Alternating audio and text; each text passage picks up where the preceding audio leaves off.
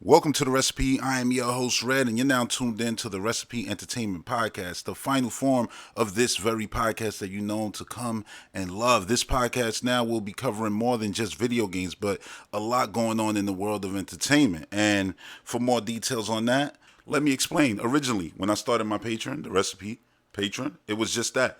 It was Red creating his own recipe, and that recipe was going to include everything and anything that Red loved in the world of entertainment. And while I went on to do that, I did it with separate shows and things like that. I didn't ever let gaming and film and television, ever live on one specific podcast. Instead, they were separate things.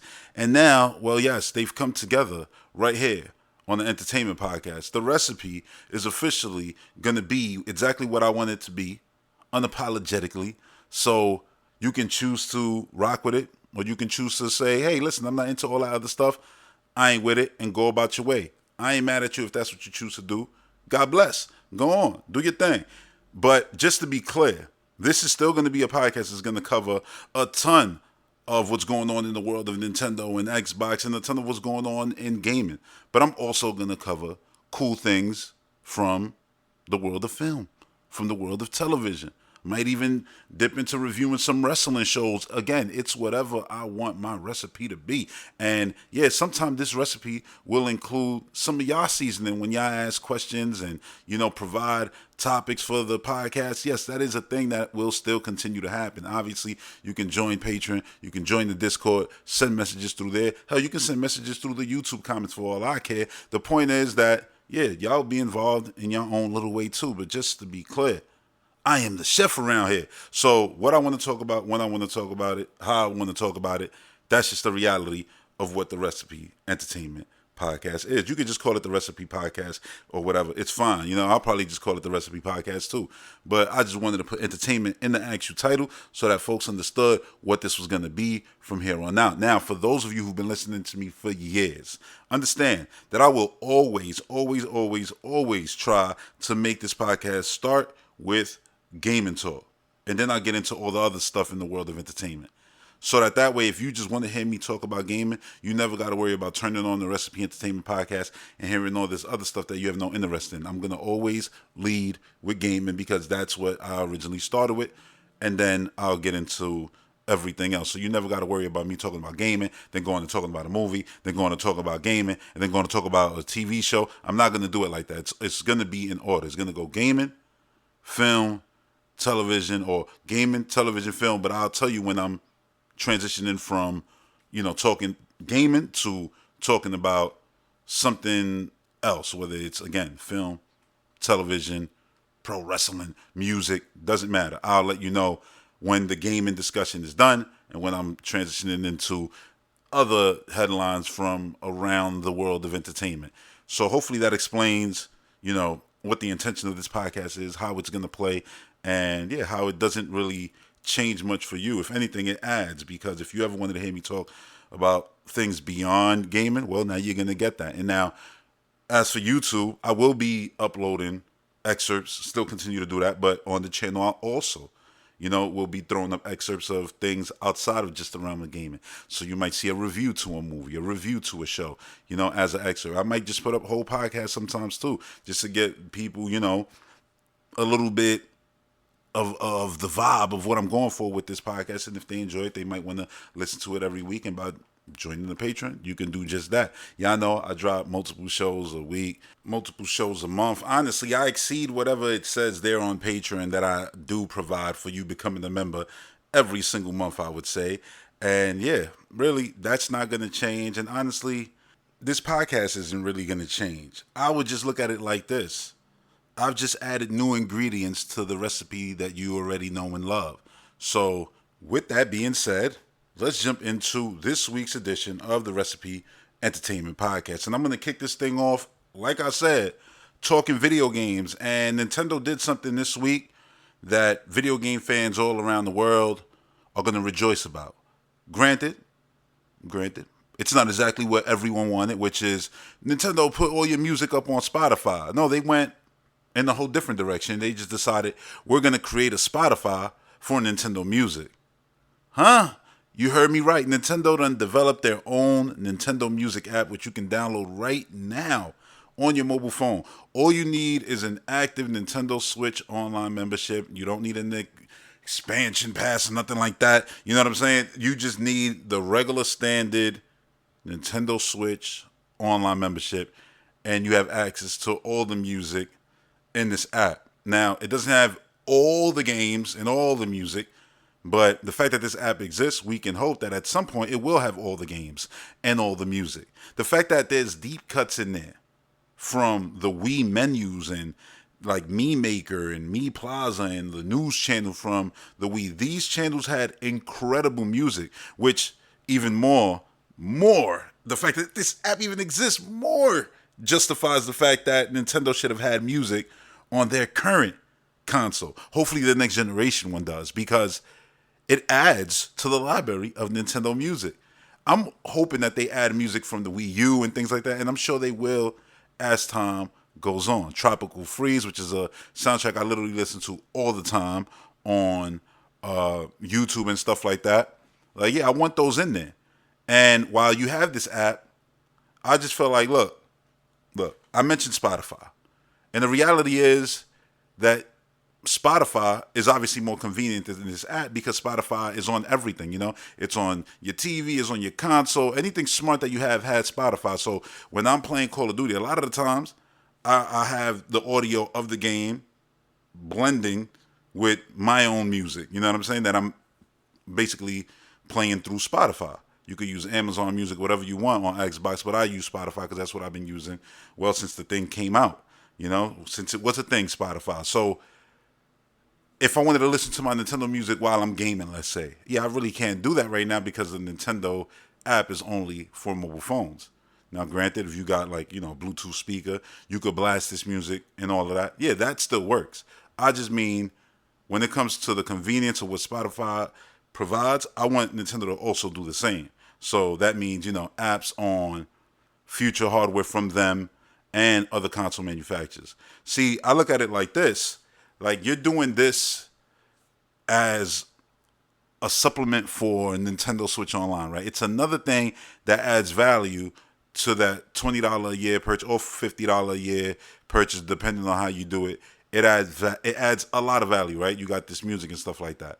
And I love the fact that they let you, you know, extend the music. So if it's like, oh yeah, it's a 3-minute piece, you can extend that to 60 minutes and it'll play clean. Because I had the weather music from, well, the Weather Channel music from the Wii just playing for like 30 minutes yesterday when I first downloaded the app. I was still scrolling through stuff, but that was just playing in the background, which is nice, you know? And I also had it playing while I was just scrolling, you know, through social media in the background like I would Spotify at the time. So it is cool, you know? Would I have wanted this to just all be dumped on Spotify? Well, yeah, because it's easier for me. It's one less thing that you have to pay for. Granted, if you play Nintendo, you're more than likely already paying for Nintendo Online. So you don't even see this as an inconvenience. It's like, yeah, that's part of my subscription, which makes sense. You know what I'm saying? So I don't really look at it like, oh, this is Nintendo being Nintendo. No, it absolutely is Nintendo being Nintendo. But again, Nintendo just put out a clock that I have no interest in. But would I have wanted them not to make that just because I don't have interest in it? Absolutely not. I'm happy to exist. I'm happy that we saw that trailer. I'm happy that that trailer came out when it did, and this one. Because we know what we're waiting for. And Nintendo's like, we're going to give you everything. Everything but. And it's like, I ain't going to lie. It's fun. You know, while some people might look at this and get like upset about it, I don't.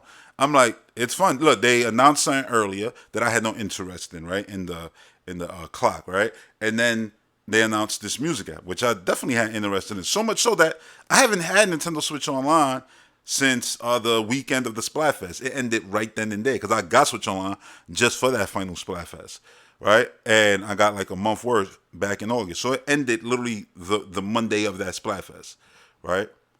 And I haven't got it, so I'm going to get it whenever I feel like, oh, let me go online and play Smash. Let me go online and play Mario Kart. Or this new thing is coming out, which is online, and I'm going to play that, so let me go and get it. I said, I want them to justify it for me right now, because right now, currently, I'm just not using the Switch Online. On Switch, I'm playing, I just went from Tears of the Kingdom, not online, to now, you know, Echoes of Wisdom, which is also not online. So I was like, you know what, I'm just let it go. I'm not going to get the I'll wait. Because the more I wait, the better it is. I'll get the year closer to when all the new games coming out on their next hardware.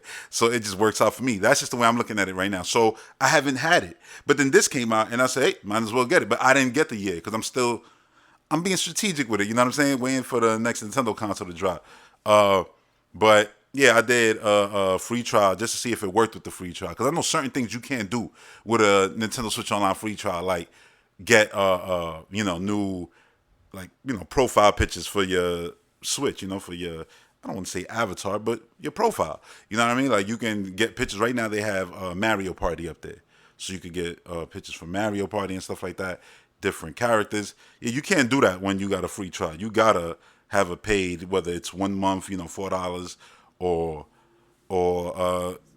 yeah, whatever. Like you have to have a paid tier in order to do that. But not with the music app. The music, they actually let you try it with the free trial, which I think is good because the free trial is letting people try music. Because there'll be people who'll get Nintendo Switch online who probably won't even have a Switch just to access this music app, just as a thing to play in the background. And I'm not saying the amount of people who are going to do that is going to be super large, but there will be people who probably do that. Somebody probably love Nintendo, probably don't game like that no more, but like, you know what? I could use that app while I read a book, while I'm at the gym, while I'm in my car. If I just want white noise, you know what I'm saying? What better than some beautiful white noise of Pikmin locations or Hyrule or whatever, That's a cool thing. And like I said, while everything is not there, they had stuff like Galaxy soundtrack there, which I have 2 actual physical versions of Galaxy 1 soundtrack, but I don't have Odyssey soundtrack. So they got it there, which is cool. You can listen to the Odyssey soundtrack. There's a lot in there. Breath of the Wild. I'm not sure if Tears of the Kingdom was in there. It's a lot. The point is it's a lot. And you can create playlists. You can favorite songs. I favorited a bunch of stuff. I just made a favorite playlist, which it creates itself once you favorite something. So I've just been putting a lot of stuff in favorite. My favorite Nintendo tunes. I've just been throwing them in there. Eventually, I'm going to make, categories and go with my, crazy, boss music. And then have the ambiance and just different categories, so I could just press play, and just let that rock. And yeah, that's just a cool thing. It's a very cool thing. There's been a lot of talk about Nintendo being, how they are with their stuff, which is you try to upload full soundtracks to, YouTube and stuff like that, they'll knock down your whole channel. They don't care. Don't touch their stuff. That's basically the way they are. And, I mean, it's their stuff. You can't knock them for that. I get other companies are just more freely and open with their things. And Nintendo is the type of company to be like, yeah, we're not going to put our stuff on Spotify. We're going to make our own Spotify.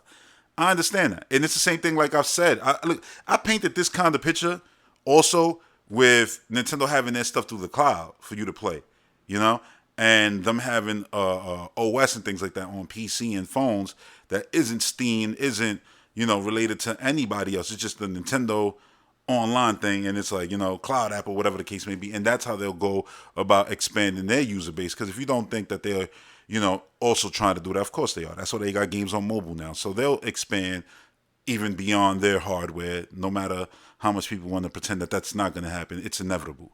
So when they do that, it'll be, I think, like this. Something where it's like, yeah, you're playing Nintendo on PC now, but you're not playing Nintendo games on Steam. And all the PC guys are going to think, oh yeah, we're going to bully them into putting their stuff on Steam like basically they did to Xbox. That's not going to work with Nintendo. You can't bully Nintendo to do almost anything. You know what I'm saying? So good luck with that. They'll do their online infrastructure for you to purchase their games. Through there you'll probably have to buy some kind of hardware still, as in, a controller in order to play their games, because, well, Nintendo is very much tied to the way you play. Their controls usually have gimmicks that are, exclusive to them, one of one. So you're going to still need that to play their games on PC more than likely. And that's fine. And many PC gamers will be fine with that because they got no problem buying stuff. Granted, they got a PC, right? So you can't really complain about, oh yeah, go buy a $30 controller after spending hundreds and hundreds and hundreds on graphic cards and all kinds of stuff. But anyway, yeah, I look at this all around as a positive thing. I think it's really, really cool. And I said this before, and I'm going to say it again because I think it applies right now even more. A lot of the stuff that Nintendo is putting on mobile phones, I said that I wish that they had a way to put that on their next console. to have their console have, like 5G, well, it'll probably be 6, 7G by then. But nah, you know what I'm saying? Like have a connection to the internet while you're on the go. Maybe they can put that into a tier of Switch Online where it's like, yeah, now they got to deal with, I don't know, cell phone providers all over the world in order, for them to get a cut and use their towers so that they can say, yeah, you can play now your Switch online and everything anywhere.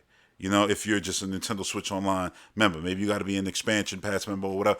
I don't know, or maybe they'll just up the regular $20 a year to $25 a year to compensate for the fact that now you can use this thing.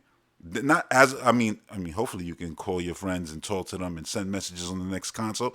I don't know. Hopefully, and tie all that mobile phone app chat and stuff right into the OS. That'll be great. But also having it still where you can use your mobile phone options.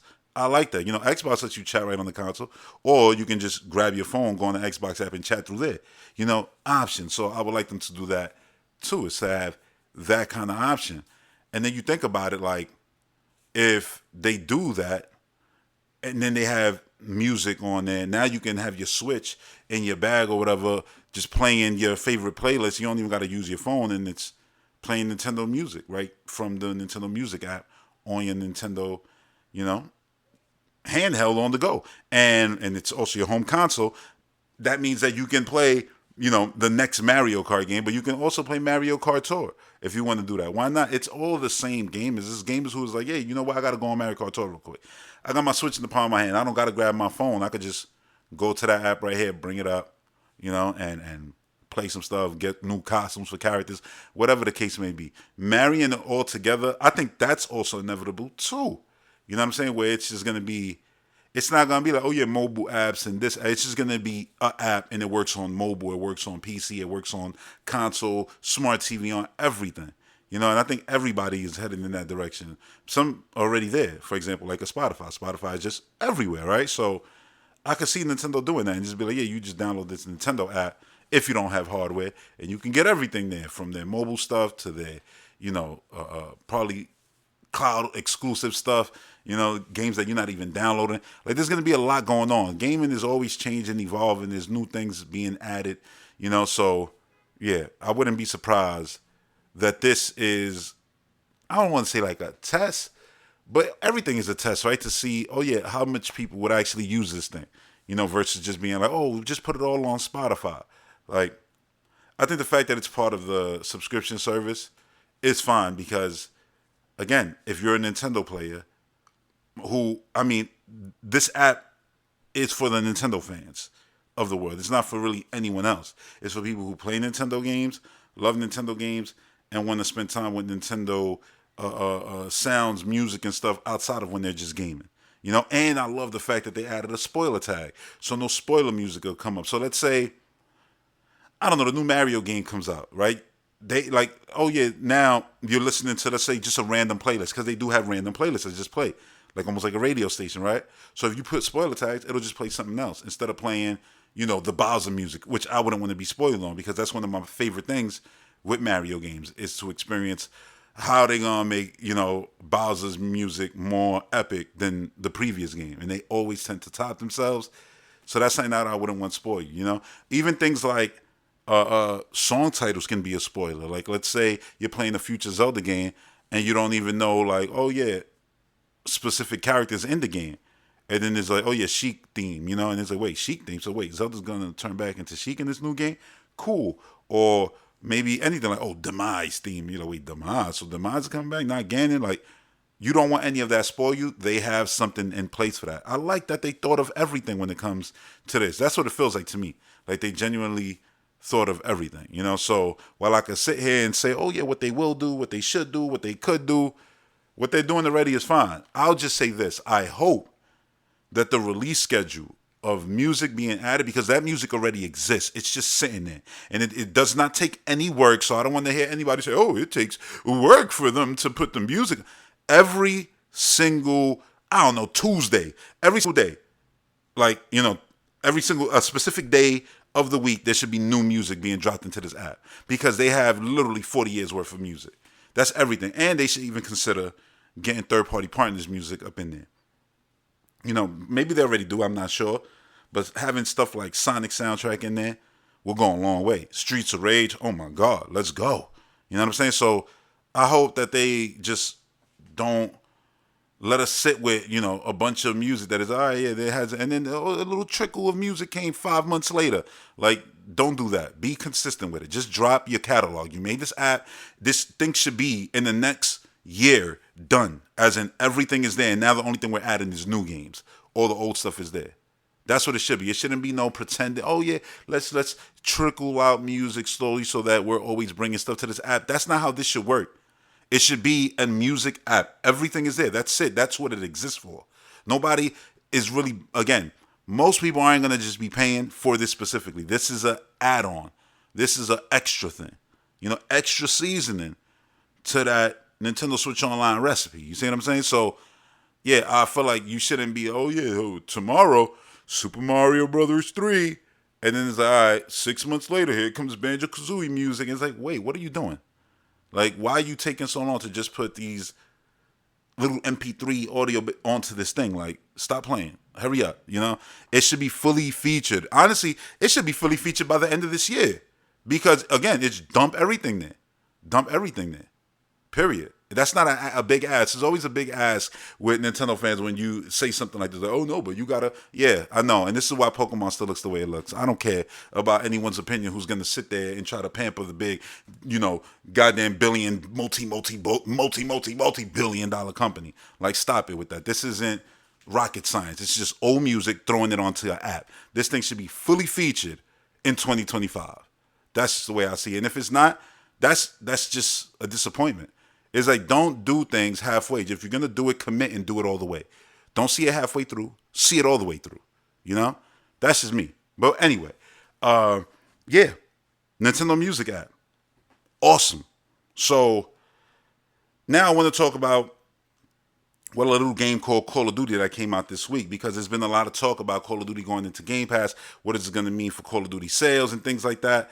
Well, Call of Duty, they said thank you, Call of Duty community, for making the launch of Black Ops 6 one for the record books, setting new day one and opening weekend records. So it set new day one records and opening weekend records, and that's for total players. It was number one, total hours played, and total matches played, which is great. Obviously, you saw on Steam, it, reach the highest highs of a Call of Duty game.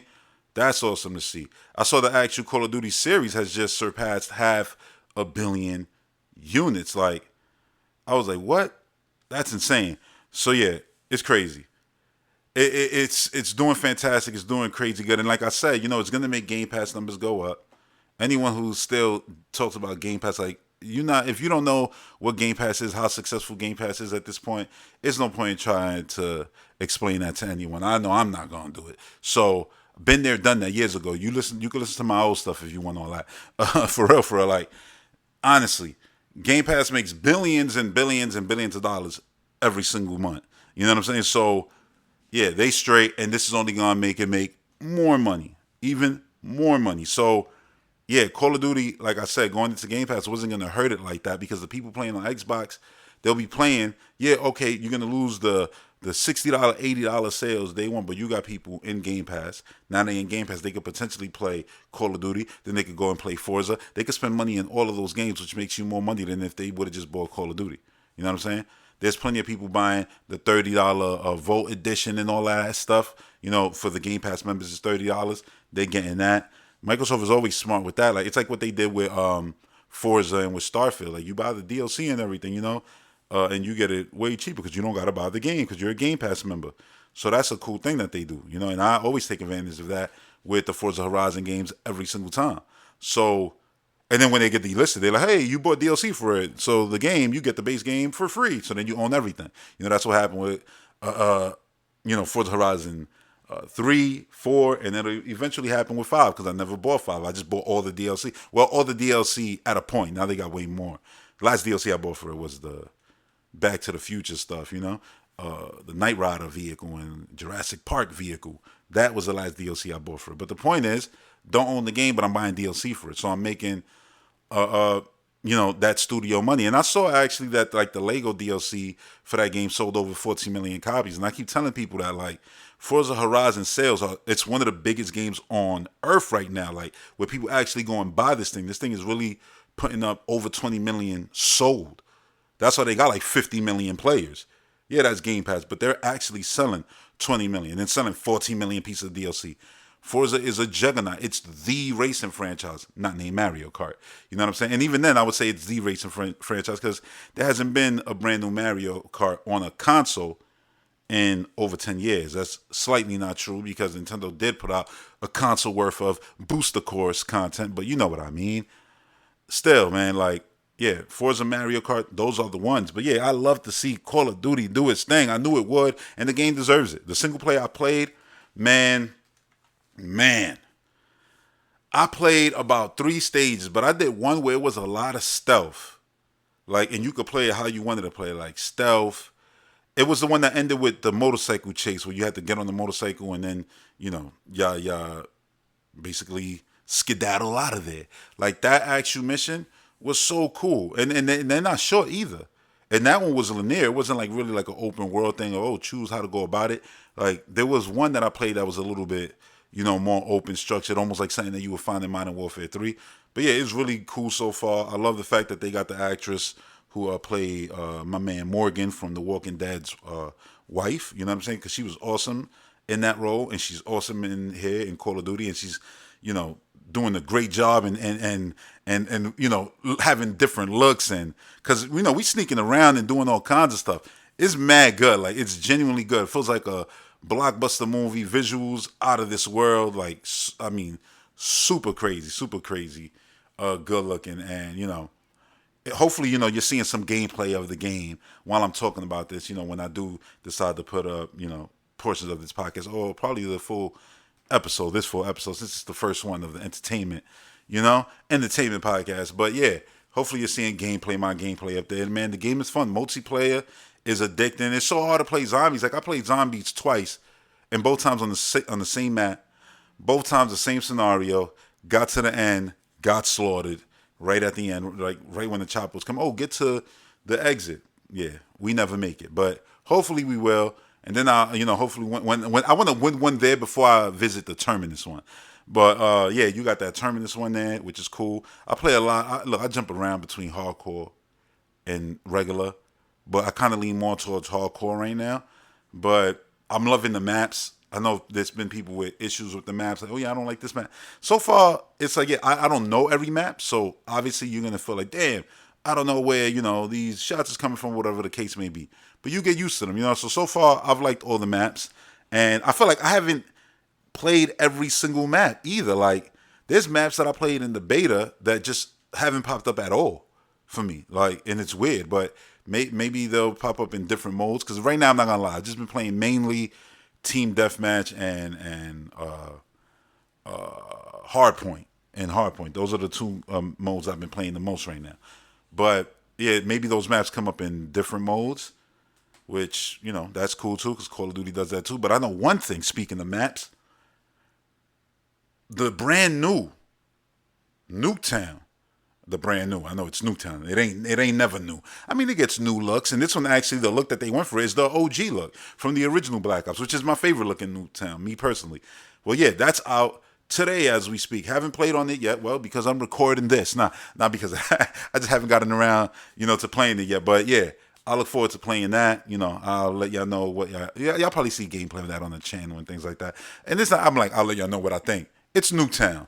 It's gonna be awesome because it's Newtown, and this game is gonna just be mayhem because this game is crazy. Listen, I'm not gonna sit here and act like Red of my prime in Call of Duty games. I don't think anybody could be what we were in Black Ops 1 or Call of Duty 4 or World at War, because this game is just drastically different. The games are just designed drastically different. That running around and getting back-to-back matches with 10 kill streaks, and yeah, that ain't really happening here. You know what I'm saying? I get up to like 8 every dozen matches or something like that, calling a little airstrike or something like that. But I don't even go to the high tiers. Like I see dudes, with the little robots running around and stuff like that. I'm like, yeah, I'm good with that. I just unlocked care packages. So I'll call a care package, get some extra cool stuff from there, like a chop or something, you know? But yeah, man, it's really good. Honestly, since the game came out, I haven't touched even Warzone. I'm actually waiting for Warzone to get the update of Omni Movement. Once they do that, I think that's going to be sometime in November, you know, so that's real soon, like literally real soon. Like once they do that, oh yeah, I'll be on Warzone again all the time. And I'm not gonna lie, I said this, you know, last time, and I'm gonna say it again. It's super disappointing that you buy characters like Daryl Dixon, Michonne, Rick Grimes, you know, Terrify, and all these characters. And yeah, you could use them in Warzone, but you can't use them in Black Ops 6. And it sucks because that's what keeps me from really putting money into Call of Duty like I did into Fortnite. Like I got mad characters in Fortnite. In Call of Duty, I got a handful. And I never buy outright character. I get the characters that come in the battle pass, like Rhea Ripley, Rick Grimes. You know what I'm saying? Like I'm not gonna buy Michonne even though I want her. I'm not gonna buy Daryl even though I want him. Why? Because I know I'm not gonna be able to play with them in Black Ops 6. So it's like, oh yeah, but you can play with them in Warzone. Not good enough. Not good enough. They really need to figure that out so that people's purchase can play across all the games. That's just the way to do it. You know what I'm saying? And when they don't do it, you feel it. Like when I'm looking at the lineup of characters right here in Black Ops 6, and I've unlocked most of them except the actual Volt Edition characters because I don't have that. You know what I'm saying? Like I look and I go, I got way more characters, cooler characters, better characters. I wish they would come over. Even if they didn't come over day one, it'd be nice if we knew at some point they're going to be dropped. You know, give people time to play with the new characters, unlock the characters. Yeah, all right. You know, there's a certain time, maybe 2 months. Now all your characters from Modern Warfare and all the other Call of Duty games that have been part of, I would say, the Call of Duty, you know, hub, where it's like, yeah, you download this hub and then there's Call of Duty games in the hub. Like, yeah, all of them that are there from Modern Warfare 19, anything you bought, you know what I'm saying, should be available in Black Ops 6. Because that's what Fortnite do. That's the best way to get customer, you know, loyalty. Because I'm fine. Like right now I haven't played Fortnite in about 2 weeks. No, I'm lying. In about a week and a half. I'm like, Call of Duty hasn't even been out 2 weeks. Since Call of Duty came out, whatever. You know what I'm saying? I think it's only been a week actually. So it felt like longer. So I haven't played it since Call of Duty came out at all. At all. And I finished the Battle Pass. I got, you know, the whole Black Panther and all that. I did all that. You know, I got Doctor Doom, did all that stuff.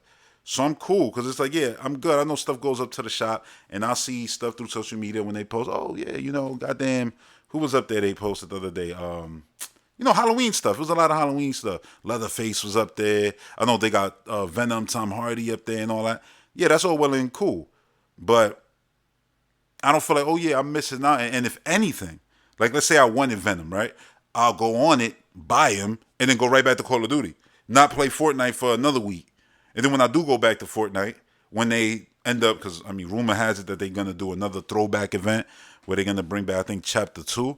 I'm like, if that's the one with the blimps, that was my favorite season. I'm going to be super hyped, but I'm going to cry when it goes away. But anyway, like, yeah, you know, they're going to do something new. Then I'll go back and I got the characters there that I wanted and they're not going to go nowhere. The game doesn't leave me behind even when I don't play. Yeah, new things will come. New changes will come. Even potentially graphics will come and the game looks better. But yeah, all my stuff is there.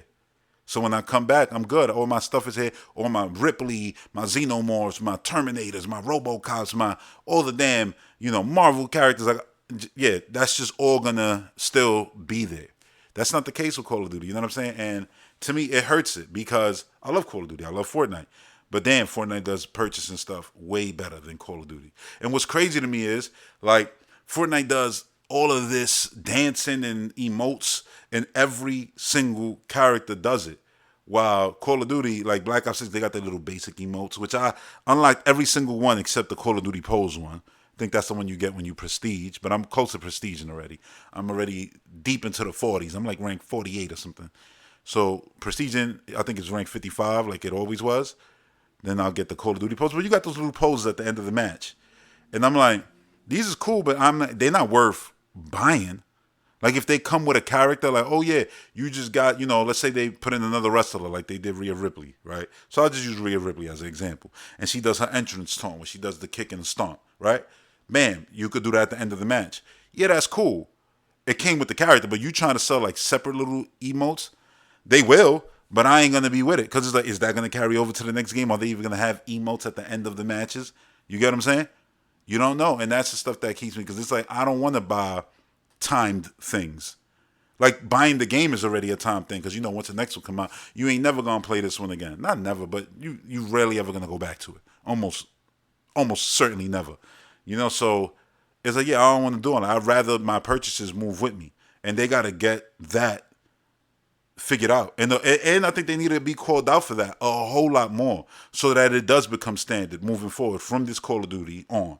That's like my only negative for it, and it's not even something that's a negative towards, you know, like the actual software that they made. It's just to the rule set that Activision has with the purchases. Like I put that really on the whole company, you know what I'm saying? Versus not, oh yeah, just one developer. No, it ain't on them. It's the infrastructure to have it built, set up. Character comes in, it works on this bone structure, so it could do all the dances and all the stuff like Fortnite does. They figured it out, you know. So it's up to Call of Duty to do the same, you know. That's just what I'm gonna say. It's definitely up to Call of Duty to do the same damn thing. Now let's get to the final gaming related headline this week, and that's that of, well, Monolith Soft not taking any rest because I feel like they drop something every single year. It's wild. Like I wouldn't even be surprised at the end of next year they have a new game coming out. Honestly, even though this game is coming out next year, it's not new. So I'm sure you know they cooking up something special, you know, for the year one launch window of Nintendo's next hardware. I think they'll definitely be there. But yeah, Monolith has just announced Xenoblade Chronicles X Definitive Edition is coming to Switch March 20th, leaving many Nintendo fans now like, there's only two left, Nintendo. There's not only two left. There's a lot more games, but that people genuinely care about. They just want Wind Waker HD, Twilight Princess HD, and many will just throw their, you know, Wii U's out the window. Not me. My Wii U is still plugged in, and it will remain plugged in. Why? I don't know. Just because. For now, you know, for now. But yeah, they really made it so that you don't need to ever touch your Wii U again, because everything and anything that you ever liked on that thing now is here and plays comfortably with a regular controller and not your dusty, probably at this point broken with stick drift gamepad, which you're not going to be able to, you know, really fix, replace. We know that the Wii U's have a ticking time bomb, so again, that you won't be able to fix, replace. So it's only right that they made all their games available on their next hardware. You know what I'm saying? It just sucks that they had to make such bad hardware the last time.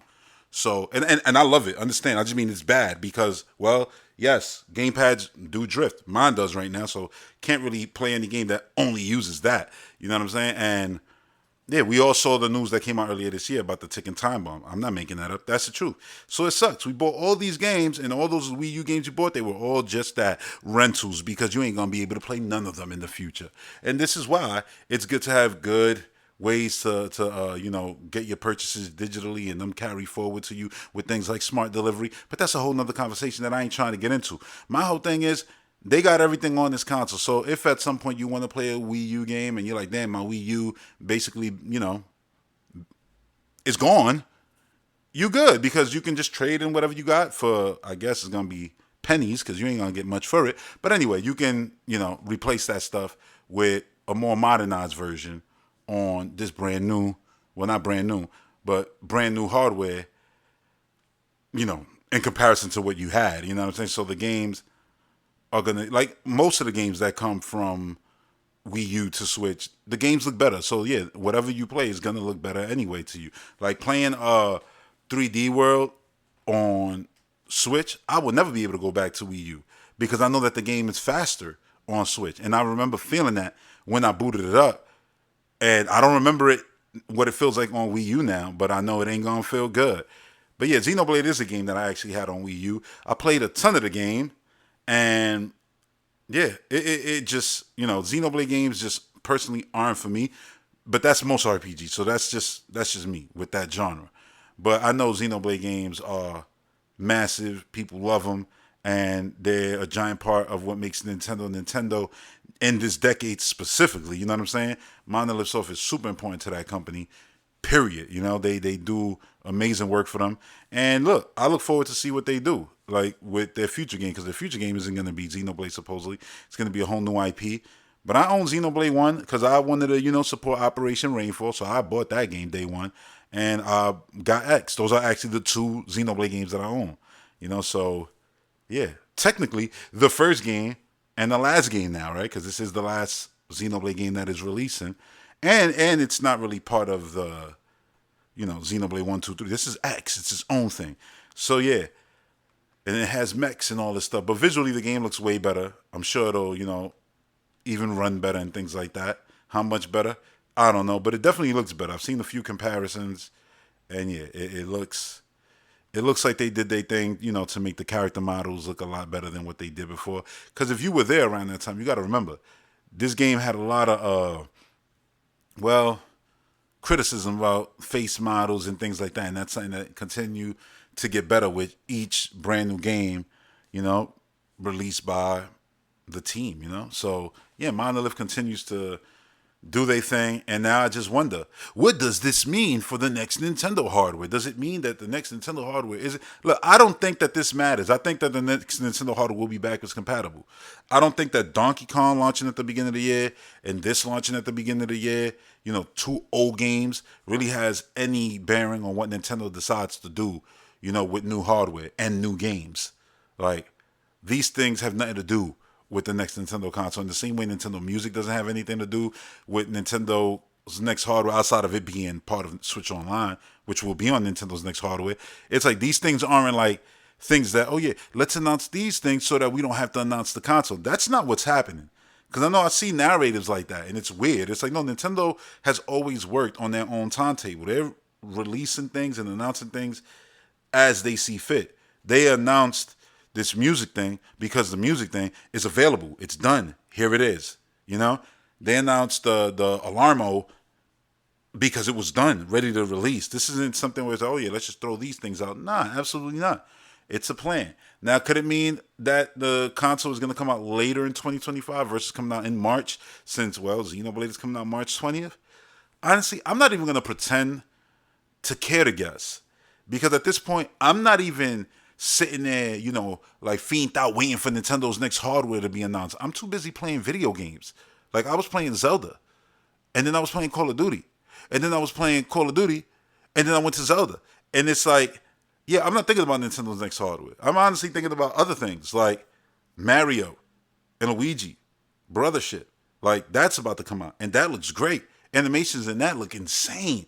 Visually looks incredible. If you're a fan of Mario, how could you not want to play that game? It looks so good, right? I'm more interested in that. And I saw the whole, talk about, oh yeah, that's Unreal. I'm like, yeah, I know. Nintendo makes games in Unreal Engine. Why are people acting like this is a big deal? This is nothing new. They've been doing this since Wii U. Like, so weird. But anyway, yeah. I just look. I look at it and I go, I'm not going to sit here and pretend like, oh, these old game announcement means that the Nintendo hardware is going to launch in November of 2025. I don't know when it's going to launch. It can launch in the summer. And here's a reality. Nobody would have ever guessed that Nintendo would have launched hardware in March. So sitting here and trying to guess and pretend is a waste of time. Like, it's genuinely a waste of time. Like, all we all doing now is sitting and waiting. Anybody who's feeding you, oh yeah, rumors of this, rumors of that, that's a waste of time too. It literally is. I mean, I guess it's not if, you're getting clicks and then your clicks equal and you getting revenue, so lying, it's fine. I get it. Like, for you, do your thing. Like, but I don't see why anybody, like, really is like, oh yeah, let me know. And why would you want to spoil you anyway? When you know they're about to reveal the thing, would you really want Nintendo's next hardware to be spoiled before you actually heard it from them? Because you'll get spoiled. They want to sit there and then be like, oh yeah, it ain't all that, ain't all this. Like, what do you mean? You spoiled everything about this thing before they ever showed it to you. And then you're wondering why, like, oh yeah, I didn't like that movie. You had literally a conversation with 3 people who watched the movie before you walked into the theater. They all talked about the movie because they just walked out the theater. They talked about the beginning, the middle, and the end. Then you walk in and be like, yeah, it didn't really hit like that for me. Well, yeah, you knew everything already. So for me, I don't want to know nothing. I'm not here looking at, honestly, I see like, Nintendo Switch rumors. I see that pop up like on Go Nintendo. I don't even click it. I don't care. Because it ain't real. Like, whatever is going to come from them. And it's going to come sooner rather than later. We know that. We will see this thing by the time you're playing that Xenoblade game. Yes, by March 20th, we'll already have known, probably for weeks. Because I don't even see Nintendo getting out of January without announcing their new hardware. But again, for weeks, you'll already more than likely have known what the thing is. You know what I'm saying? So it's like, that's around the corner. I ain't in no rush. I'm enjoying myself. You know, I got things to play. I'm not sitting there just waiting for, Nintendo to drop console. I'm not sitting there waiting for Xbox to announce future hardware. Nah, I'm enjoying what I got right now, because what I got right now actually is awesome. I got mad good games to play. Mad good games. Like, I ain't starved for games at all. On the contrary, I got too much to play. You know what I'm saying? So, yeah, worrying about big, expensive purchases just to get access to games isn't something that I really want to think about. You know what I'm saying? I got a 4070 this year. Like, I'm good. Like, I'm not saying I'm not going to buy Nintendo hardware. I'm saying I'm going to buy it. I'm just not worried about thinking about future big purchases. Like, when it comes, it comes. Take your time, Nintendo, because at the end of the day, I am enjoying myself on the hardware. It's not like, oh, yeah, I'm sitting here with a Switch that's just collecting dust. You got a Switch that's collecting dust? Explain, sir. How is that possible? Tears of the Kingdom just recently came out. You know what I'm saying? And then you got Echoes of Wisdom, which just came out. You had things like Pikmin 4, which recently came out. You're like, yo, that was like a year ago. That's recent, bro. Like, you had these games come out.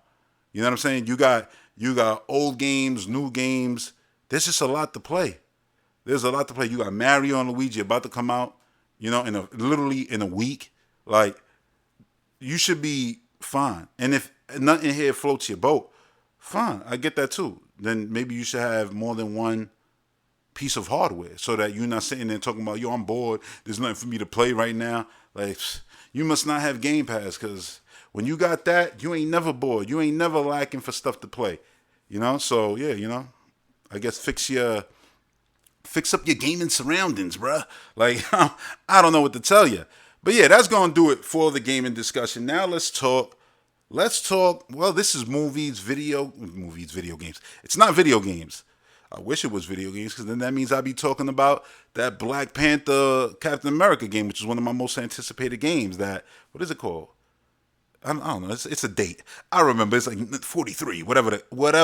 The point is, man, Carrie Payton is goddamn Black Panther. Day one. What the writer of Uncharted games? Day zero. Like you know what I'm saying? Like, day zero. This is gonna be crazy. And then the way that game looked, oh my god. Yeah. So we're gonna talk movies and shows right now, because Marvel Studios put out their little TV slate, and they called this thing. What did they call this thing? I actually wrote the name down so I don't forget.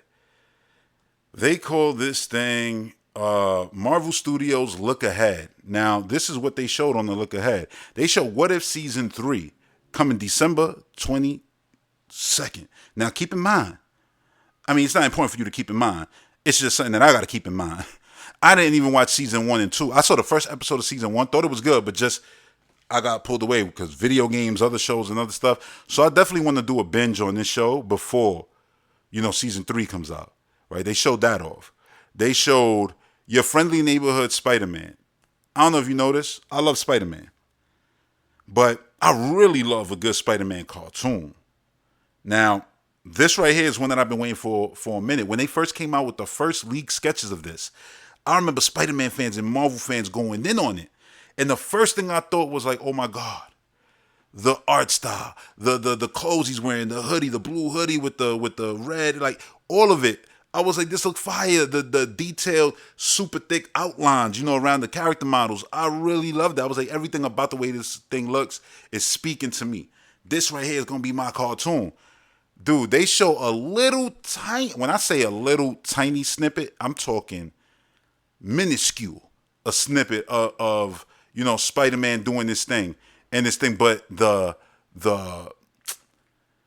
animation, it was like, I don't want to say it was like stop motion, but it just had like this nice animation style to it, which was super cool. And what I love is like people can't do what they were doing in Ninja Turtles. Like Ninja Turtles, which is amazing. You know what I'm saying? The Mutant Mayhem and the show they got and everything. Like people was like, oh, they just copying Spider-Man into the Spider-Verse. Granted, I would say, yeah, this doesn't happen without that existing, but it wasn't copying. They did their complete own thing. Well, they can't do that to Spider-Man. Say, oh, he's copying Spider-Verse. Like, what do you mean, Spider-Man copying Spider-Man? He could copy himself. It's him. You know what I'm saying? That's like being like, oh, look at Mario. Jumping like that in Mario Party. He just copying Mario and Mario Odyssey. Like, that don't make no sense. Yo, Spider-Man looks fire. Like, I mean fire. From the web, like he shot out a web, grabbed the brick, brought the brick back, and then hit the dude in his face. Like, blah. I was like, that looked incredible. Incredible. So yeah, Friendly Neighborhood Spider-Man, January. Yes, January. I don't know if 25 here is the 25th or 2025. I'm going to just assume it's 2025 and there's no hard date yet. But yeah, it's coming out in January, Friendly Neighborhood Spider-Man.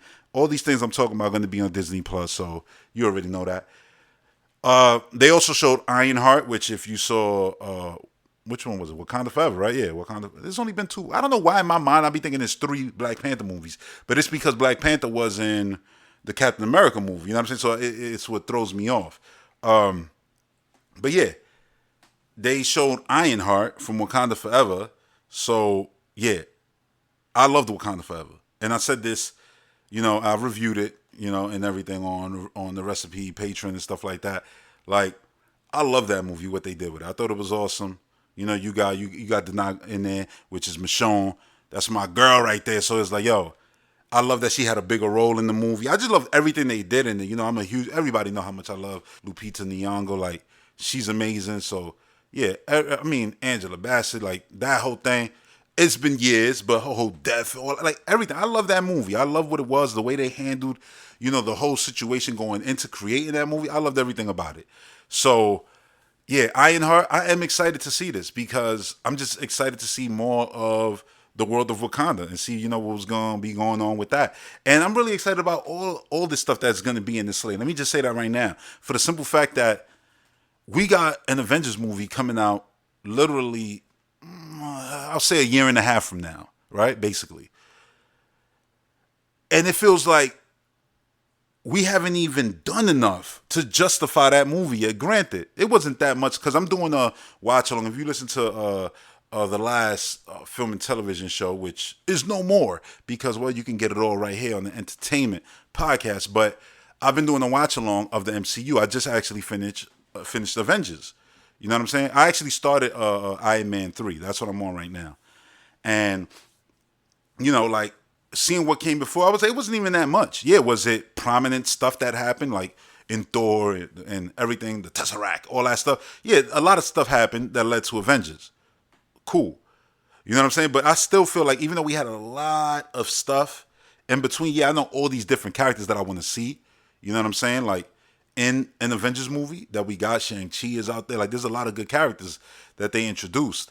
But I still feel like, yeah, we need a few hard-hitting, I don't even want to say movies, just like ending scenes that lead to, because I think Fantastic Four will be the major catastrophic event that leads to, yeah, the next movie obviously is the Avengers movie because, well, what just happened at the end of this movie, holy hell, and we know who's the star of Avengers. We know who's playing Doctor Doom, Fantastic Four. It just goes hand in hand, right? And Fantastic Four is next year, so it makes sense.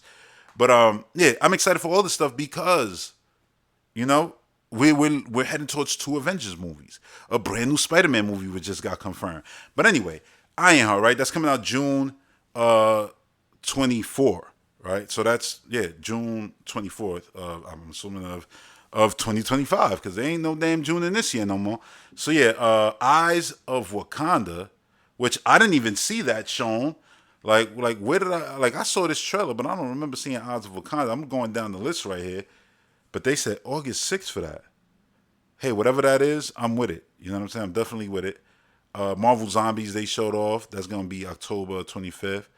You know what I think this is? This might be stuff that's tied into What If, maybe. I don't know. Unless Marvel Zombies is its own separate thing. I'm actually going to look at the trailer right now as I'm talking, just to make sure everything I'm saying is correct.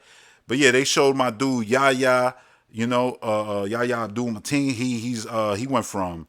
He went from Watchmen, the Amazing Watchmen show, right? He was Dr. Manhattan in that. He was obviously in Aquaman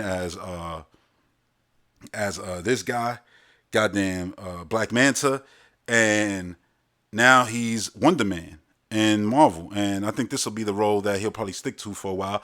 I'm gonna be honest, I don't know anything of Wonder Man. Like, you'll see Marvel characters, you'll be like, oh yeah, I know of this character. I don't know this whole character's origin, but I know who that is. Like, you know what I'm saying? Like, I don't know, like Omega Red pop up. I'm like, oh yeah, I know Omega Red. Oh, Psylocke, yeah, I know them. Like, oh, Bishop, okay, yeah, I know Bishop. He be rocking with Cable, but like, cause I've watched cartoons and read comics, games, so of characters. I don't know a damn thing about Wonder Man.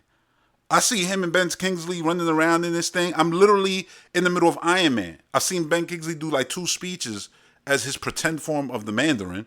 So, and Iron Man 3 I actually never seen. Like, most of the MCU movies I've seen, but not Iron Man 3. So, yeah, I'm watching that right now. And I'll review that once I'm done with it. But, yeah, yo, like, it's just wild. Like, oh no, Eyes of Wakanda is a different thing. It just shows it at the end. Okay, they didn't really highlight that stuff like that. All right, so Eyes of Wakanda, Marvel Zombies gonna have. I love zombies, as y'all, who've been listening to me for years know I'm a huge Walking Dead fan. Watch everything. You know what I'm saying? This week is the last episode of Daryl Dixon, the Book of Carol, and the season's been great so far. Yeah, so I'm with Marvel Zombies and stuff like that. And I remember when Marvel Zombies came out, when the comic run was a thing. So yeah, I'm looking forward to seeing that. But the one thing I didn't mention here, and this is my Batman. This is because, at one point Batman was literally my top hero. You know what I'm saying? And that's Daredevil now, because Daredevil season 1, season 2 were 2 of the greatest things I've ever seen in the medium of taking a comic book and translating it to live action. Daredevil season 1 and 2 were incredible. I love the Echo, just because Daredevil was in there, just because you had Fisk in there, Kingpin doing this thing. That whole so I loved Echo, everything they did with that. And I liked Hawkeye too because of that. Like, I loved Hawkeye. That's why I said we got characters to put into a future Avengers movie, and it could be real interesting. And you could kill some of them off too. Some that people might not like. You could just be like, yeah, take that character off. Again, you got some cannon fodder, you got some heroes. There's a lot that they could do. That's why I say, like, don't hate on everything that came, because they could take those moments and then you'll see that character and be like, oh yeah, that's the character. Oh damn, they only got 30 seconds before they got their whole shit. Like, like they got their whole shit pushed in. Like, so, yeah, but Daredevil, man, Daredevil. Remember, they recast Fisk's wife. Who played she played Superman mother in Man of Steel. They recast. They didn't even cast. The friends at all. Like, yo, so this dude was just gonna be doing lawyer work with no friends. Like, man, that sucks. Compared to the first 2 seasons, like, it was cool to see Daredevil have more than just Daredevil and have an actual real life and have people in his real life, including Rosario Dawson character too. Like, she was up in there. There was a lot of characters. So, yeah, they created something. Somebody at Marvel watched it and said, did y'all watch what Netflix did with this show, season 1 and 2? Yeah, but we Disney and we can't do all this rated R stuff. And remember, this is before Blade was really greenlit. And is it even lit anymore? I think it's green because it's rotten.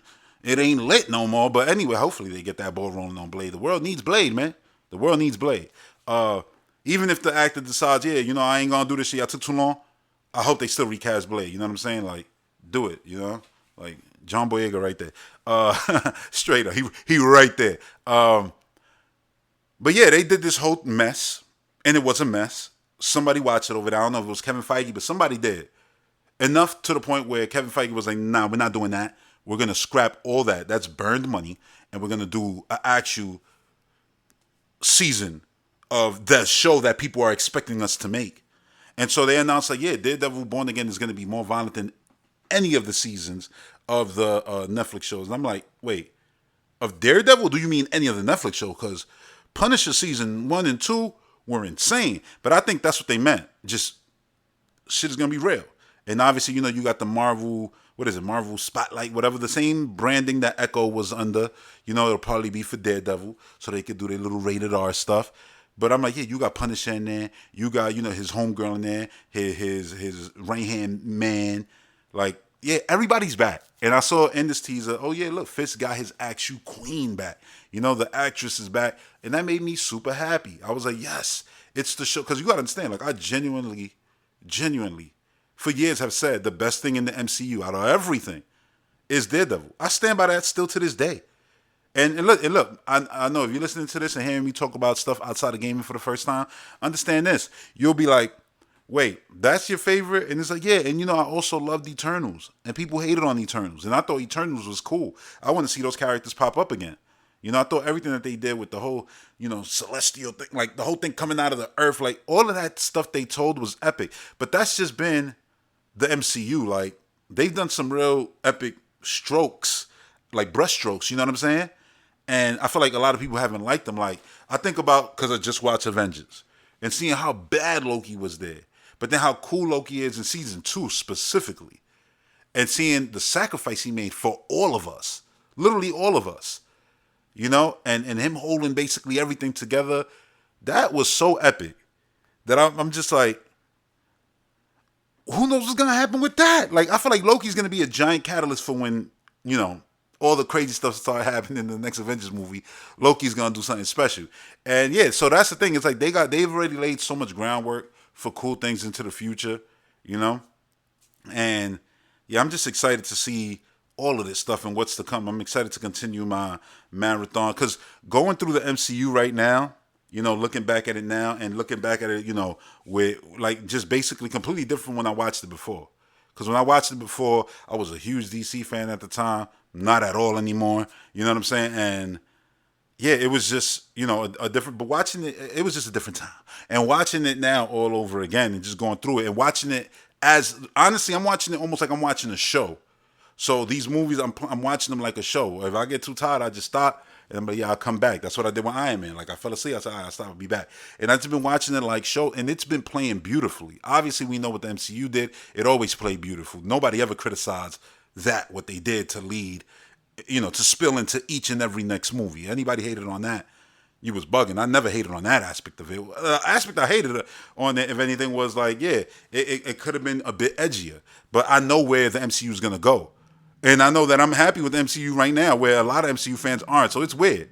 So I'm going through it and getting to like Avengers and everything. It's fun. It's a good time. You know what I'm saying? To have this body of work that, it wasn't no nonsense. It wasn't no crazy studio interference and a lot of laws here, this, that, da, da, da. All the nonsense. All the things that made me just fall out with DC years ago in 16. And I haven't looked back since, and I won't look back at all. You know what I'm saying? Because it's just, I've grown out of that. Put it like that. I've grown out of it. I've given that multiple decades. I'm good. You know what I'm saying? But that doesn't mean that, I'm not excited about comic book stuff. Like, what? Like, always hype about anything Ninja Turtles. Always hype, to see what Marvel is doing next. Even if it might be things like, I don't really like Guardians of the Galaxy. That don't float my boat. But, you know what I'm saying? Like, even if they're doing weird stuff like that, yeah, I like to see them take swings and try different things. This is why I was a fan of She-Hulk. People didn't like She-Hulk. But I liked it. I like the fact that the Marvel Universe feels like this actual universe. Like, you can literally do anything in this universe. You could do an office-style show in this universe, and it'd be like, yeah, like, superheroes exist, and da-da-da. And it'll just play fine because you're already used to that. I feel like a lot of the hate that comes to Marvel right now is just people comfortable with it. You know what I'm saying? And when you're used to something for so long, you end up start taking it for granted. You know what I'm saying? And it's like, they still doing their thing. They still trying to, bring unique characters and all of that. Look what they did with, Wolverine and Deadpool, which I haven't seen. I'm actually gonna watch that this week. I haven't. I keep saying I'm gonna watch it this week. I said that last week too. But here's the thing: a part of me, I just want to finish all the MCU movies and then watch that, so I could just have watched it in order. But there's a few things that I haven't seen. Like, I didn't see the Captain America show. I saw the first episode, never saw the rest. I did the same thing with Mandalorian season 3 and love season 1 and 2. It's just a lot, you know what I'm saying? So I got to get to that before I get to Captain America. You know what I'm saying? Like, that's about to come out, that movie. So I want to watch, Anthony. I want to see how Anthony Mackie became, completely. So, yeah, I'm looking forward to, getting through the whole MCU. But, yeah, this look ahead that they did, it's fun to see. It's cool to see them, show their fan base like, yo, look, y'all don't got to worry. There's content coming in for y'all all year round. And yeah, Daredevil Born Again comes out March 4th. It's literally a birthday present for me. No, March 4th is not my birthday, but March is my birthday month. So yeah, on my birthday, I'll probably be done with it by then, honestly. But still, second viewing. Daredevil, let's go. Can't wait. Can't wait. I'm glad that it's sooner rather than later. They announced Spider-Man. Also, this is not part of the whole look ahead, but Tom Holland went on Jimmy Fallon and confirmed, yeah, Spider-Man is happening, and the movie's gonna come out literally plopped in between. There'll probably be other stuff in between too, but right now the one we know that's in between the two next Avengers movies is Spider-Man. So whatever happens in Avengers is probably gonna include Spider-Man, I would say. It'd be crazy to not have Spider-Man in it, but they might not, and then might do his movie and then he shows up in that next Avengers movie. But you're more than likely going to see Spider-Man again before you see him in in his next movie. I just want them to keep what they did from because I thought that last movie was a masterpiece. Because I really thought, bringing back the characters, this is probably not going to work. I sat and watched that movie, jaw on the floor, like, they did it. That Green Goblin fight was one of the best fights in any comic book movie. That was raw. This is what I wanted from the MCU from the beginning. And I was happy to see my dog Spider-Man get that love. But yeah, Spider-Man, that movie was incredible, but the way it ended, with Mary Jane and his friends not knowing who he was, I want to see that explored before they just find out everything. That's what I wanted the next movie to be. So hopefully that can still become a thing, will be a thing, and they'll explore those themes because I think there's a good movie, to tell with Spider-Man knowing who he is, knowing who they are, but they not knowing who he is. Like literally, they don't know he's Spider-Man. They don't even know who Peter Parker is. So he could choose to befriend them, whatever. I just want the next Spider-Man movie to have, Zendaya already. Oh yeah, Mary Jane Watson, full-blown actress model, have on a billboard with red, her red hair. Because we've seen the Zendaya with red hair in real life. She can pull it off. So, to finally give that payoff, with the character in the comic, it's cool. Because I'm not one of those people who's like, oh yeah, Amy Adams needed to have the black hair to be a perfect Lois Lane. I thought she was great. You know what I'm saying? And she didn't have to dye here. You know what I'm saying? It is what it is. And it's the same thing with Zendaya. She's Lois Lane. And people are like, oh, yeah, but look. I said Lois Lane. She's Mary Jane. People are like, oh, but she don't look like Mary Jane. And she just looks like some regular average Joe. I'm like, she's in school, bro. What do you want her to, this is the beginning. She's going to become Mary Jane Watson. But she's not Mary Jane Watson right now. She's just Mary Jane Watson. That's it. You know what I'm saying? And people got to just accept that. And I did, and I thought it was cool. And I like that they had a relationship and everything. That's what I'm saying. I got attached to the idea of them. And then everything happened that happened. It was like, yo, this is crazy. Now I'm like, yeah, I want them to work. I want them to be together. Obviously, that's his person. But it's like, yeah, you could put different characters in between, different love interests, and have Mary Jane. Again, you could work your... Honestly, I'm going to be honest. I wish Marvel and Sony would just come to agreement and just do a 10-episode Spider-Man show that revolves around his friends in college. And so you get to see Spider-Man meet, Gwen Stacy and stuff like that, and maybe date her. And then it's like Mary Jane gets to meet him. And but he's wrestling with the fact that he knows who she is. All of that. Again, there's cool themes that they can do. You know what I'm saying? And it's a lot I feel like they can't even explore in a single movie. It'd be nice to just see it as a show go through and see I don't know, 10 episodes, something like that. Each episode, every 3 episodes is a year of college and something like that. And then the last episode, the 10th one, right? I don't know. I'm sitting here trying to break it down. It don't even matter. The point is I just want to see this story, play out in a way where they don't just overlook it and be like, oh yeah, the universe, everything got realigned, and Dr. Doom isn't Tony Stark anymore, and Spider-Man isn't forgotten, and you know what I'm saying? I want them to actually figure that stuff out for real, for real. So yeah, Spider-Man, as you can see, I'm hyped for that movie. It's happening.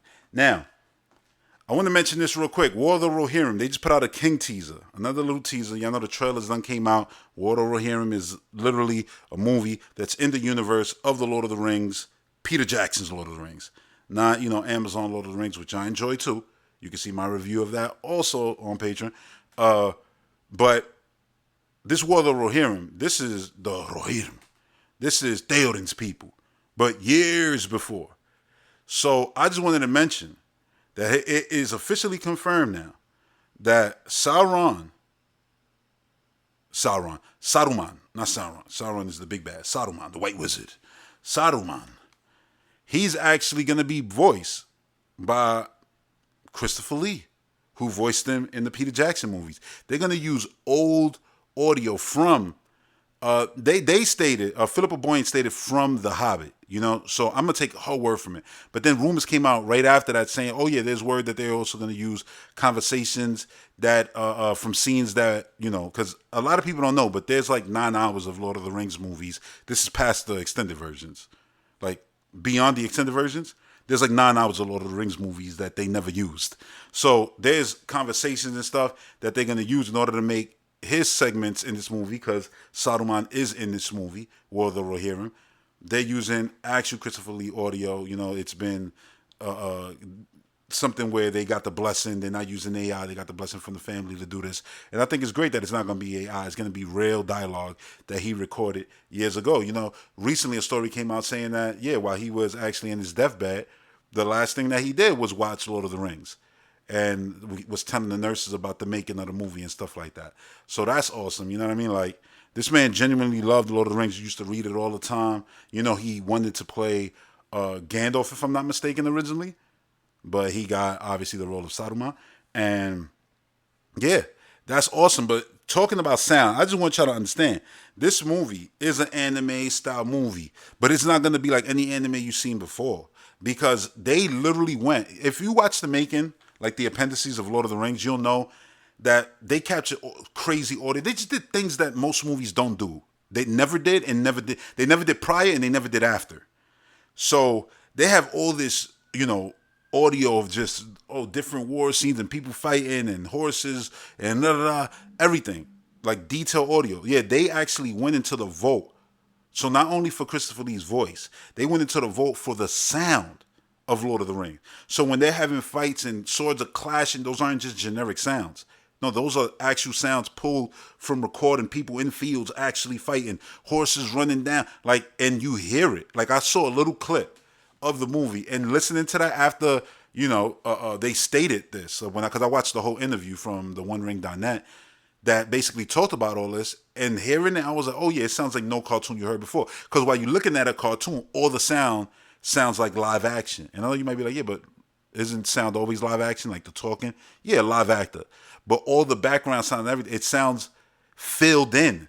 It's not like, okay, horse, gluk, gluk, gluk, gluk. No, it's like horse, gluk, gluk. But then the dirt and the mud and the rain, the water, the texture, all that sound really gets picked up. So it just sounds real.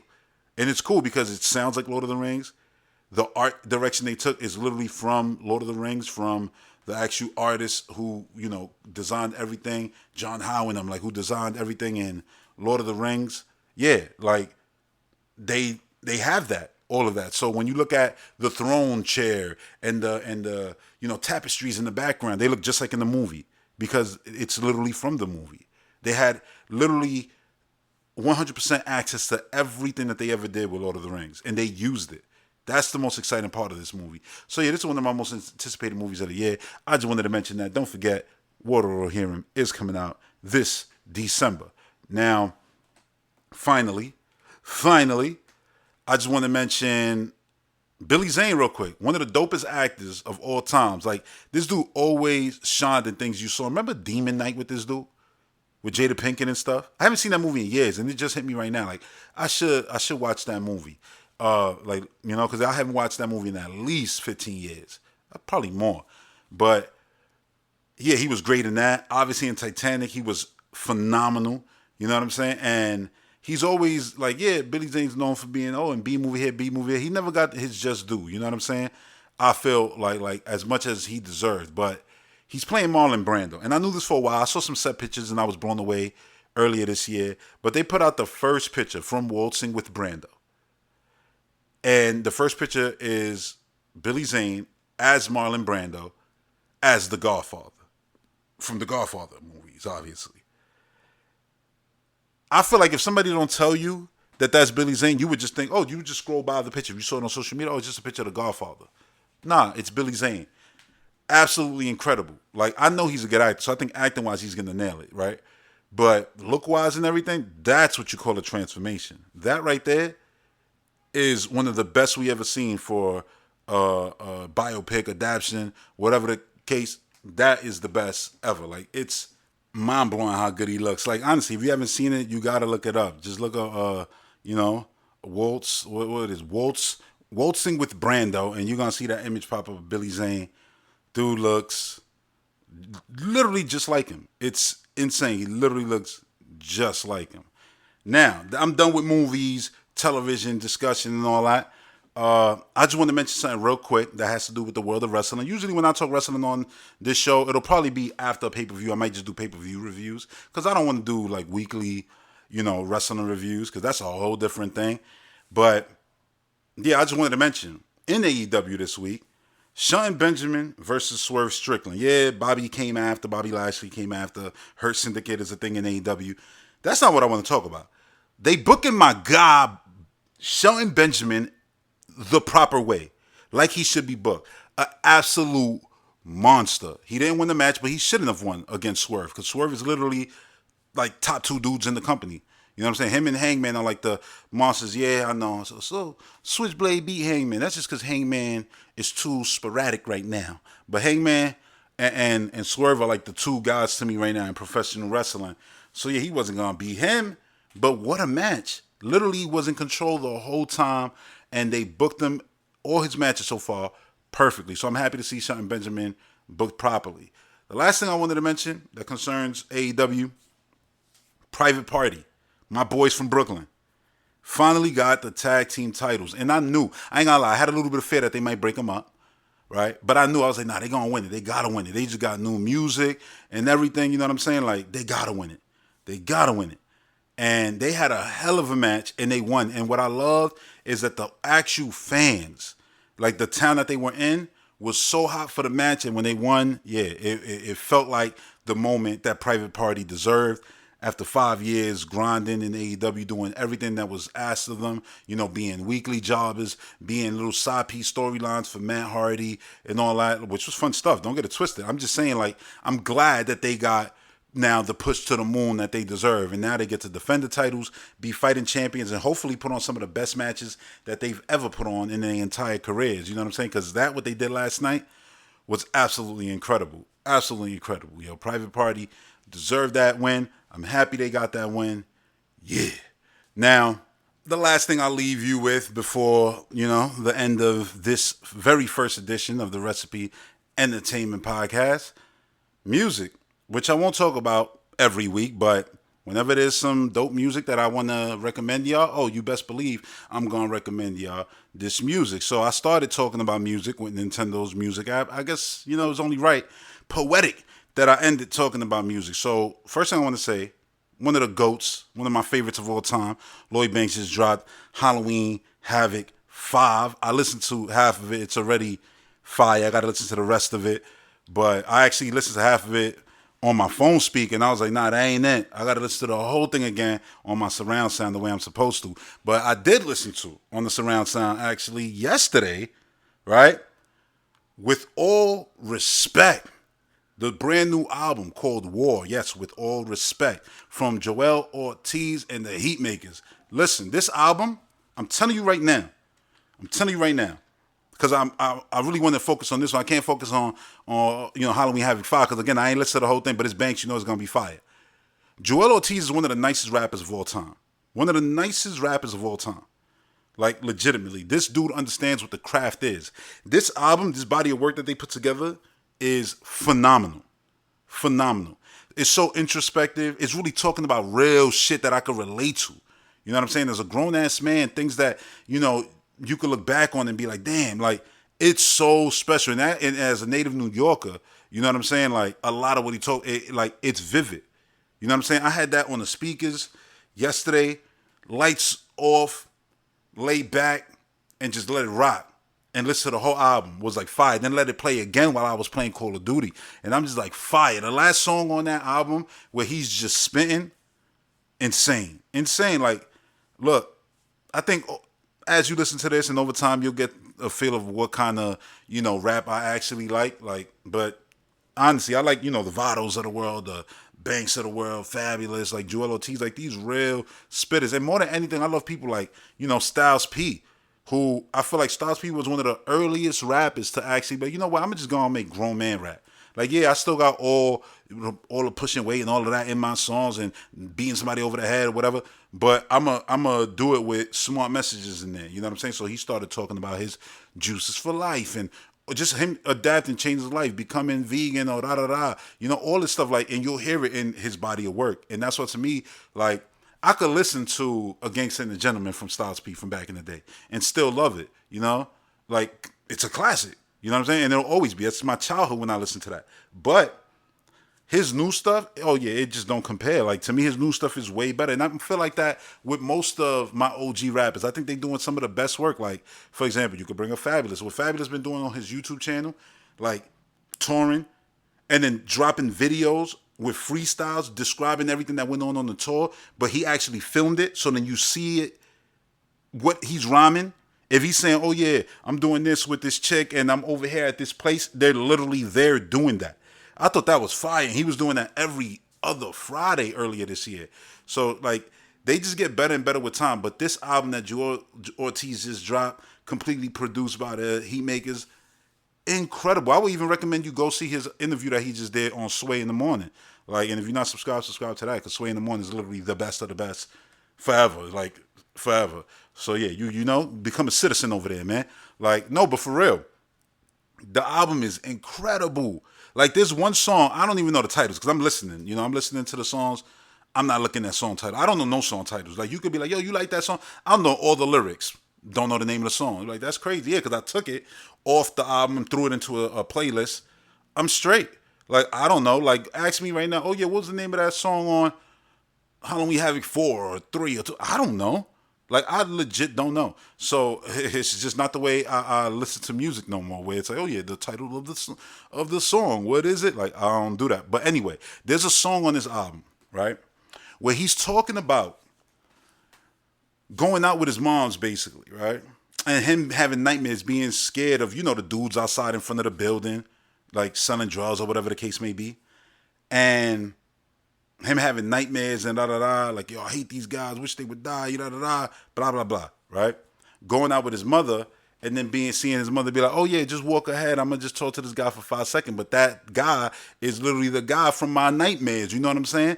So what you talking to him for? That was the longest 5 seconds of my life. I thought I was never going to go to the park, be taking a Mickey D's, never see my moms again. That was basically what he's saying on the song. And basically what it is, like, he gets older, he realizes, yeah, like his mom's was buying work. Like, you know what I'm saying? Oh, I mean, I ain't gonna say buying work. Buying work, that means you actually trying to move that. His mom was a fiend, basically. You know what I'm saying? Like, she was getting something, to get nice with. And he goes on to rap, like, and on the second verse, it's now he's the one actually with the work, pitching to the kids and the mothers and and him talking about, like, yeah, I'm not happy that this is what I became. And, the introspectiveness of it. But then the way this dude rhymes and paints a picture, again, I can't recommend it enough.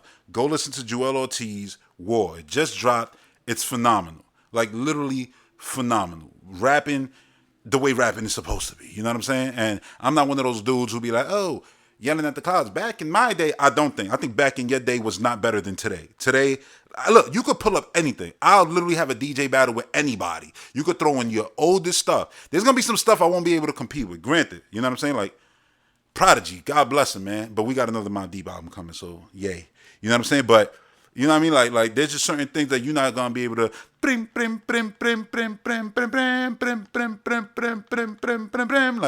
damn, that sound like Kendrick. I was doing Mobb Deep. Well, that is that beat anyway. But you know what I'm saying? Like you're not going to be able to touch those old Havoc beats. But still not. Like I said, I got new songs produced by Havoc that are fire, that I could compete with, all of that stuff. And then the bars are just... Hip-hop just evolved. The same way, like, people be like, oh, yeah, the 90s was better than the 80s. Yeah, she got rocky. But if you stuck with all your greats, them dudes are still killing it. Killing it. Like, I don't even want to tell you. If you don't know, it's because you don't know. It's because you was never really a fan. You just listen to whatever was fed to you on the radio or whatever they deem is the popular thing or cool thing. That was never me. Because, well, I know not everybody could be like me. Like, I was literally in the street. So it was like, yeah, I'm getting stuff before they even come out. Like, oh, yeah, we got this new thing from this new guy. He just printed it. It's right there. Bam. You know what I'm saying? Like, Power of the Dollar. I had that before. But anyway, like, there was a lot of stuff like that. Like, even hearing, like, back in the day, Fabulous, before he ever came out, when he was rhyming with Joe Buttons on Clue tapes. Like, I know a lot of that was local to New York. So I think about it, and it's like, people didn't grow up the way I grew up. You know what I'm saying? And you know, growing up and be like, yep, there's a rap battle happening right there. Oh, look, Mobb Deep is literally 2 steps away from me shooting a music video.